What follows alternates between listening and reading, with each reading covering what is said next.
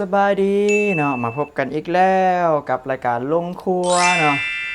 ซึ่ง EP นี้ก็เป็น EP ที่7เนาะสำหรับรายการลงครัวเฮาและสำหรับเมนูเฮาจะเฮ็ดมื้อนี้เนาะก็คือป่นปลาดุกนั่นเองเนาะเฮาจะไปเริ่มขั้นตอนทำพริกกันเลยเทน้ำลงหม้อเนาะใส่น้ำลงไปเพื่อที่จะต้มปลานั่นเองเนาะเทน้ำลงไปเลย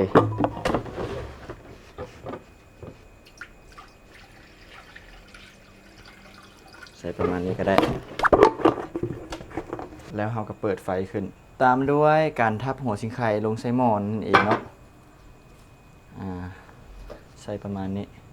เนาะใส่ประมาณนี้ทับเสร็จเลย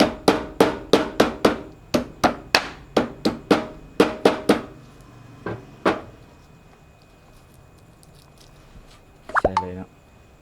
ใส่เลยขั้นตอนต่อไปเนาะเราจะรอท่าให้หม้อฟดเราจะปิดฝาหม้อไว้ประมาณ5นาทีเนาะหลังจาก5นาทีผ่านไปเรามาประไข่เบื้องหม้อเลยเนาะหม้อฟดแล้วเราจะปลาแดกใส่เลยเราจะตองปลาแดกลงเลยเนาะประมาณนี้ใส่เลยปลาแดกเป็นปลากลางเนาะใส่ประมาณนี้แหละหลังจากที่ใส่ปลาแดกแล้วเนาะเราจะเอาต้นปลาลงหลังจากนั้นเราก็จะเอาต้นปลาดุกลงเนาะนี่เอาลงเลยนี่ใส่เลยต้มไว้ประมาณจาก5-6 นาทีก็ได้เนาะเพื่อให้ปลาเราสุกนั่นเองแล้วเราจะมาเริ่มป่นเนาะเพราะว่าเครื่องเราได้เกี่ยมไว้เบิดแล้วนี่มีประมาณนี้เนาะมีมุกหัวกระเทียมหัวผักบัวมีมะเขือจี้เนาะหรือมะเขือปิ้งนั่นเองแล้วก็มะเขือเนาะแล้วก็หอมบัวหอมป้อมไว้สำหรับใส่ปิดท้ายแล้วก็มีผักอีตูเนาะหลังจาก 5-6 นาทีผ่านไปเนาะเราจะมาไขหม้อเลยว่าปลาสุกหรือยังแทนหน้าตาก็จะประมาณนี้คาดว่าน่าจะสุกแล้วเราจะใช้ตัวรับข้าวเลยคืออีตูเนาะทิมเฉลยเพื่อให้มีกลิ่นหอมและกระบอกขาวหลังจากที่ปลาสุกแล้วเนาะ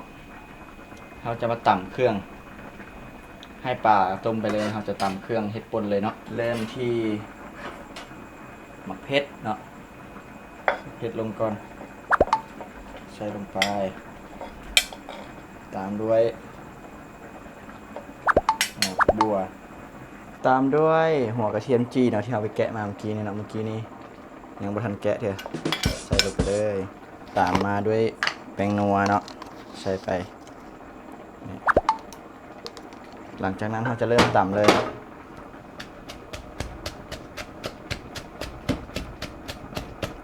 ตำให้แรกเนาะ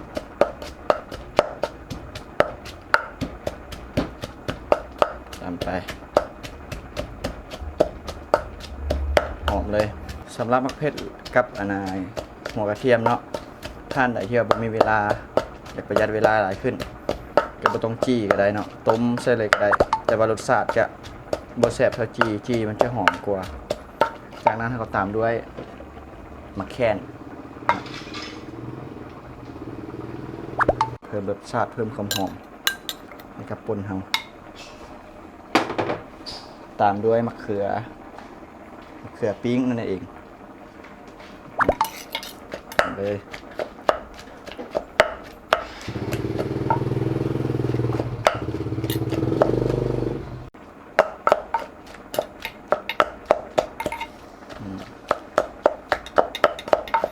บุตรเฮ็ดแหลกหลายก็ได้ประมาณนี้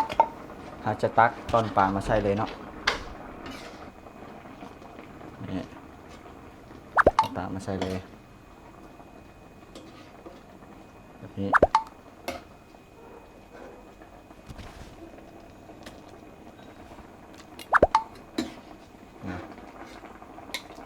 ใส่แบบนี้เลย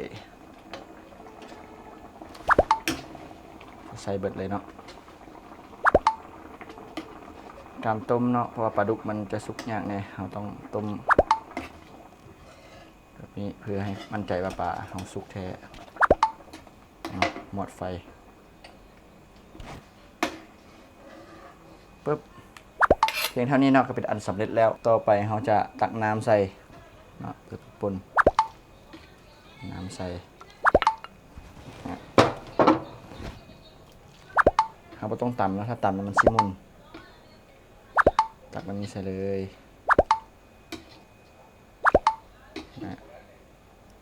น้ำหลายมาน้ำน้อยน้ำจะหลายจะน้อยขึ้นกับผู้หมักเนาะ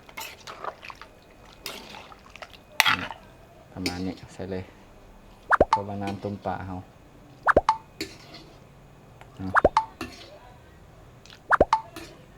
โอเคต่อไปเขาจะซอยหอมใส่เนาะมาซอยหอมเลยอันนี้ซอยใส่เพื่อให้ป่นของเราแซ่บขึ้นหอมบัวหอมปลอมมีส่วนช่วยในการเฮ็ดให้อาหารแซ่บขึ้นนะมานี่อันนี้คนอีกหอมหนึ่งเราจะมาซีเบิ่งเนาะว่าพอดีเลยบ่เนาะ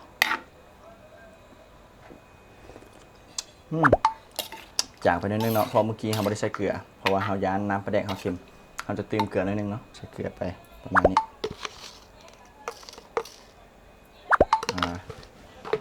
โอเค